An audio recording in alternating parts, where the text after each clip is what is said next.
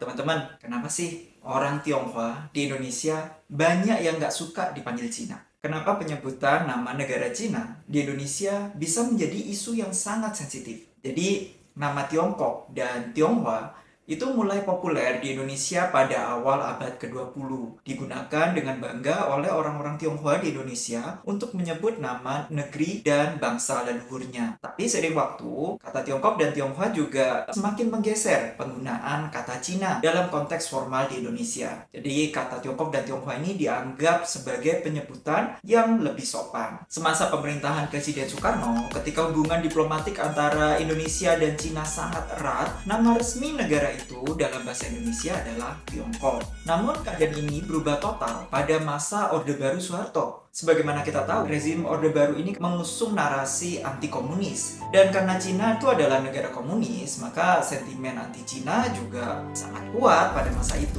Jadi banyak orang Tionghoa di Indonesia yang diserang atau dijarah atau bahkan dibunuh karena dituduh sebagai komunis. Pemerintah Soeharto kemudian juga menerbitkan aturan khusus yang melarang penggunaan kata Tiongkok dan Tionghoa dan mengembalikannya menjadi Cina. Menurut pejabat Indonesia pada waktu itu, tujuan aturan ini adalah untuk menghapuskan perasaan inferior pada orang kita dan di lain pihak menghapus perasaan superior pada golongan yang bersangkutan dalam negara kita. Di samping itu masih banyak sekali aturan diskriminatif lain yang diterbitkan pada masa Orde Baru yang dikhususkan bagi warga keturunan Tionghoa di Indonesia. Mereka tidak boleh lagi memakai nama Tionghoa. Dianjurkan untuk mengubah nama mereka menjadi nama Indonesia. Kemudian mereka juga tidak boleh belajar dan bicara bahasa Cina karena itu dianggap sebagai bahasa yang terlarang. Mereka juga tidak boleh menjalankan tradisi Cina secara terbuka, tidak boleh juga menganut agama tradisional Cina. Jadi pada masa itu bahkan tarian barongsai juga dilarang di Indonesia. Dan tahun baru Imlek hanya bisa dirayakan sembunyi-sembunyi di dalam rumah. Saya sendiri lahir dan besar pada masa Orde Baru itu. Jadi saya juga pernah merasakan betapa semua aturan itu pengaruhnya sangat besar untuk membuat saya malu menjadi Cina. Malu dengan identitas kecinaan saya sendiri. Karena itu, saya bisa memahami kenapa banyak orang Tionghoa di Indonesia, terutama generasi orang tua yang merasakan langsung pahitnya diskriminasi pada masa pasca 1965 dan sepanjang era Orde Baru. Mereka sangat sensitif dengan kata Cina dan tidak pernah sudi dipanggil Cina. Ibu saya misalnya sangat anti menyebut kata Cina. Ketika dia harus menyebut nama negara itu, misalnya dia kan penjaga toko ya, hendak bilang kepada pembeli, lampu ini buatan Cina. Dia akan mengatakan lampu ini buatan RRT. Nah itu karena kata Tiongkok juga masih dilarang sama Soeharto. Jadi ibu saya pakai singkatan RRT, Republik Rakyat Tiongkok. Nggak pernah pakai RRC. Kalaupun dia terpaksa menyebut nama Cina, dia akan pakai istilah bahasa Jawa kromo, cinten, yang dianggap lebih halus dan sopan. Saya juga sering bertanya kepada orang tua, kenapa sih kita nggak boleh nyebut kata Cina? Penjelasan yang saya dapatkan waktu itu adalah, kata Cina itu asal katanya dari kata Cina, yang dipakai orang Jepang untuk menyebut Cina. Ya, kita lihat Cina dan Cina ini kan mirip ya pelafalannya. Pada masa Perang Dunia II, orang Jepang sering menghina Cina dengan mengatakan Cina, si orang penyakitan dari Asia Timur, atau Cina, Tongyang Pingfu. Dalam peta yang diterbitkan Jepang pada masa awal abad ke-20, di sini negara Cina ditulis sebagai Cina dan digambarkan sebagai babi. Nah, karena kata Cina dan Cina ini pengucapannya sangat mirip, banyak orang Tionghoa totok di Indonesia yang percaya bahwa kata ini memang sengaja dipakai Soeharto untuk menghina orang Tionghoa di Indonesia. Mereka percaya kalau kita menggunakan kata itu untuk menyebut diri kita sendiri, berarti itu sama dengan kita menghina diri kita sendiri. Tapi apa benar sih kata Cina atau Cina itu memang untuk menghina? Dalam video sebelumnya saya sudah menjelaskan asal mula nama Cina, yaitu dari bahasa Sanskerta yang usianya sudah 2000-an tahun. Nama Cina ini sudah tertulis dalam kitab-kitab kuno India, termasuk Mahabharata dan Arthasastra. Para ahli percaya bahwa nama Cina ini berasal dari nama dinasti Qin, yaitu dinasti pertama yang mempersatukan negeri Tiongkok pada abad ketiga sebelum Masehi. Kata Cina dalam bahasa Sanskerta itu kemudian juga menyebar ke Tiongkok pada masa dinasti Tang. Saat itu biksu Tang Xuanzang melakukan perjalanan ke India untuk mendapatkan kitab suci Buddha. Teman-teman mungkin sudah mengenal nama Tang Xuanzang atau Tong San Chong dalam legenda Kerasakti. Tapi Biksu Tong Samchong ini sebenarnya memang adalah figur yang nyata dalam sejarah. Dia kemudian menerjemahkan kitab-kitab suci Buddhis itu dari bahasa Sanskerta ke bahasa Cina. Dan nama Cina itu tetap dipertahankan. Nah, teman-teman bisa melihat dalam puisi yang ditulis oleh Kaisar Tang Xuanzong dari dinasti Tang ini, dia juga menggunakan kata Cina. Itu artinya kata Cina pada awalnya tidak punya makna negatif. Kitab-kitab Buddhis dari dinasti Tang itu kemudian juga menyebar ke Jepang seiring dengan penyebaran agama Buddha dari Tiongkok ke Jepang. Dari situlah orang Jepang kemudian mengenal nama Cina. Dalam bahasa Jepang, nama Cina ini dibaca sebagai Shina. Sejak era restorasi Meiji abad ke-18, orang Jepang menggunakan istilah Shina seperti istilah China yang digunakan oleh bangsa Eropa. Pada masa itu, negara Cina belum punya namanya yang permanen. Jadi nama negara Cina dalam bahasa Cina itu selalu berubah-ubah sesuai dengan perubahan dinasti. Jadi pada masa itu, nama negara Cina adalah Taqing atau Qingraya karena yang berkuasa adalah dinasti Qing.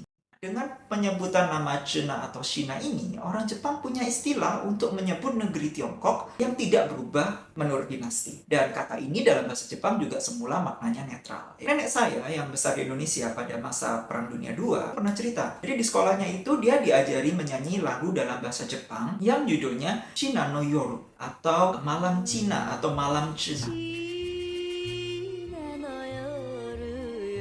Lagu ini sebenarnya adalah lagu romantis yang merupakan imajinasi orang Jepang terhadap negeri Tiongkok. Bahkan para tokoh nasionalis Cina pada awal abad ke-20 seperti Sun Yat-sen juga pernah menggunakan istilah Cina. Teman bisa lihat nih dalam surat yang ditulis oleh Sun Yat-sen, dia menggunakan nama Cina untuk menyebut negaranya sendiri, untuk menyebut Tiongkok. Nah, tapi kemudian para tokoh nasionalis Cina memutuskan untuk memilih nama Chongguo atau Tiongkok sebagai nama negara mereka. Sejak itu orang Tiongkok meninggalkan nama Cina atau Cina itu yang dianggap sebagai nama yang berasal dari budaya asing. Nah, kemudian pada masa Perang Dunia II, Jepang menginvasi Cina. Dan kekejaman yang dilakukan orang Jepang pada saat itu sangat luar biasa. Jutaan orang Cina dibunuh, disiksa, dipenggal, sedangkan para perempuannya juga diperkosa. Itu meninggalkan luka batin yang sangat mendalam bagi orang Cina. Nah, sejak itulah kata Cina atau Shina juga menjadi kata sensitif untuk disebut di negeri Tiongkok. Bahkan hingga hari ini. Jadi kalau teman-teman sempat berkunjung ke negeri Tiongkok ya, jangan sampai sembarangan untuk menyebut kata ini. Kata Cina di telinga orang Tiongkok itu seketika membuat mereka teringat akan trauma pembantaian, penyiksaan, pemerkosaan, dan penghinaan yang dilakukan oleh Jepang kepada Tiongkok. Karena itu, pasca Perang Dunia II, sebagai satu syarat perdamaian, pemerintah Cina menuntut Jepang untuk mengganti penyebutan nama negara mereka dalam bahasa Jepang. Jepang pun akhirnya setuju untuk mengubah Shina menjadi Chugoku yang merupakan pelafalan bahasa Jepang dari Chongguo atau Tiongkok. Nama resmi negara Tiongkok dalam bahasa Jepang adalah Chuka Jinmin Kyowakoku. Jadi, Chuka dalam bahasa Jepang itu adalah Tionghoa, Chugoku itu adalah Tiongkok. Nah, tuntutan dari Tiongkok kepada negara lain untuk mengganti nama resminya itu juga sepertinya terjadi di Indonesia. Jadi pada tahun 2014, pemerintah Indonesia di bawah pemerintahan SBY menerbitkan keputusan untuk mengganti istilah Cina menjadi Tiongkok dan Tionghoa. Nah, saya sendiri tidak tahu pasti apakah ada tuntutan resmi dari Beijing agar Indonesia melakukan hal itu. Namun yang jelas, pihak Indonesia menyatakan bahwa langkah ini dilakukan seiring dengan pulihnya hubungan dan semakin eratnya hubungan bilateral dengan Tiongkok. Sebaliknya, pemerintah Cina sendiri selalu konsisten menggunakan nama Tiongkok dalam segala komunikasi resmi dengan Indonesia. Pada tahun 2010, saya pernah bekerja di China Radio International atau CRI, stasiun radio multibahasa milik pemerintah Cina. Kami di divisi bahasa Indonesia pada saat itu wajib menggunakan istilah Tiongkok dalam siaran kami. Tapi anehnya, para kolega kami yang bekerja di divisi bahasa Malaysia tetap menggunakan istilah Cina. Jadi pemerintah Cina atau pemerintah Tiongkok tidak mempersoalkan kata Cina itu sendiri. Dan tidak masalah jika orang Malaysia menyebut kata Cina. Tapi mereka baru tidak berkenan kalau kata itu diucapkan oleh orang Indonesia. Itu karena ada stigma negatif pada penggunaan kata itu dalam sejarah Indonesia. Dan stigma itu tidak ada dalam sejarah Malaysia. Sekarang bagaimana kita menyikapi ini?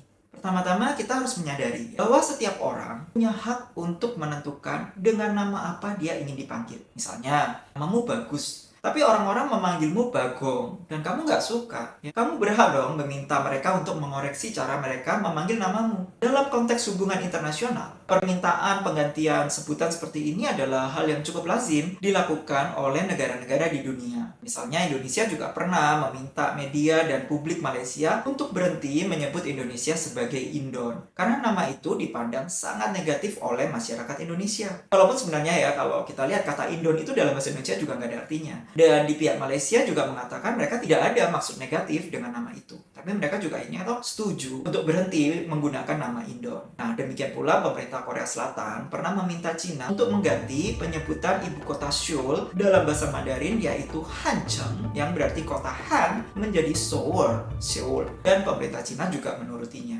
Dalam memanggil seseorang dengan nama tertentu, kita juga harus berempati terhadap perasaan orang itu terkait panggilan yang kita gunakan. Misalnya, kata negro. Semula kata negro ini kan hanya berarti hitam. Ini merupakan kata yang netral dan objektif, namanya warna hitam ya. Tetapi kemudian, warna kulit hitam diidentikan dengan perbudakan atau keterbelakangan. Orang kulit hitam di Amerika Serikat juga mengalami diskriminasi yang di luar batas kemanusiaan karena warna kulit mereka. Karena itu kata negro kemudian punya stigma yang sangat negatif. Orang kulit hitam yang mendengar kata ini sangat merasa tersakiti. Karena itulah demi menghormati orang kulit hitam, maka kata ini ditinggalkan dalam pemakaian sehari-hari di Amerika. Diganti dengan istilah orang Afrika Amerika atau African American yang lebih netral.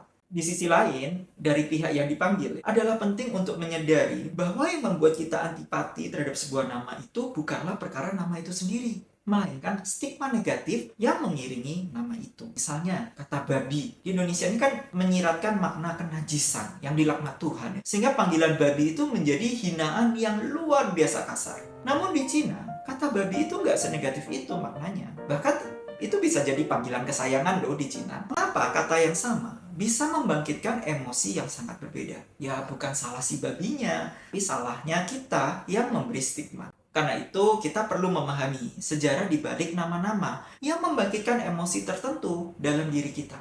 Tujuannya adalah supaya kita bisa menyadari bahwa emosi itu muncul karena adanya stigma. Saya pribadi telah menyaksikan perubahan yang spektakuler dalam kehidupan masyarakat Indonesia pasca reformasi 98. Jadi perlakuan diskriminatif dan kebencian rasial terhadap orang keturunan Tionghoa di Indonesia sudah jauh berkurang. Kalau dulu saya keluar rumah di jalan itu sering diolok-olok orang ya, Cina sipit, pulang ke negaramu sana. Ajakan seperti itu yang bikin saya benci setengah mati dan trauma dengan kata Cina. Tapi sekarang ada seperti itu. Nggak pernah lagi orang-orang di jalan mengata-katai saya sebagai Cina. Jadi saya juga udah nggak perlu lagi malu untuk warna kulit saya, malu untuk mata sipit saya, juga nggak perlu merasa hina sebagai orang Cina. Itu kemudian juga membuat saya tidak lagi merasakan ada stigma terhadap kata Cina. Dan saya nggak jadi mempermasalahkan lagi ya penggunaan kata Cina, China, Tiongkok, Tionghoa. Malahan, belakangan ini saya banyak menggunakan kata Cina. Karena penggunaan Tiongkok dan Tionghoa dalam bahasa Indonesia malah membuat saya bingung. Ya, apakah yang benar itu masakan Tiongkok atau masakan Tionghoa? Bahasa Tiongkok atau bahasa Tionghoa? Tahun baru Tiongkok atau tahun baru Tionghoa? Ini agak berbeda dengan Chungpo dan Chunghwa dalam bahasa Mandarin. Tentu ini adalah sikap saya pribadi dan saya tidak bisa mewakili semua orang Tionghoa di Indonesia. Saya tidak memungkiri masih banyak orang Tionghoa di Indonesia yang antipati dengan kata Cina. Dan saya sangat menghormati itu. Nah, tapi bagi saya pribadi ya, sepanjang tidak ada stigma negatif, semua nama sebenarnya adalah sama baiknya. Lagi pula apa sih gunanya kita maksa-maksa orang menyebut Tiongkok, Tionghoa, tapi orang itu tetap mengucapkannya dengan kebencian.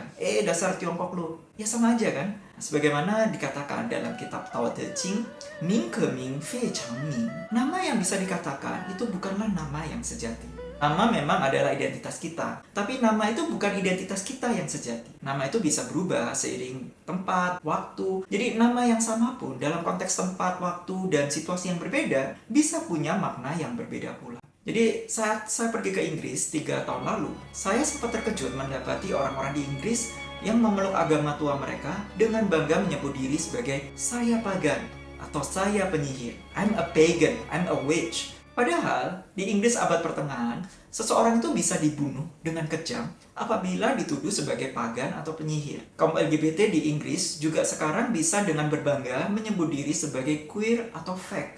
Padahal kata-kata itu semula berkonotasi sangat negatif, setara dengan olok-olok banci atau bencong dalam bahasa Indonesia. Mengapa mereka justru bisa mengadopsi nama-nama yang penuh dengan makna penghinaan itu? Seorang penganut pagan di Inggris kemudian menjelaskan kepada saya begini, setiap nama itu punya daya sihir. Ketika seseorang menghina kamu dengan sebuah nama dan kamu tersinggung, maka kamu sudah membiarkan daya sihir dari nama itu untuk melukai kamu.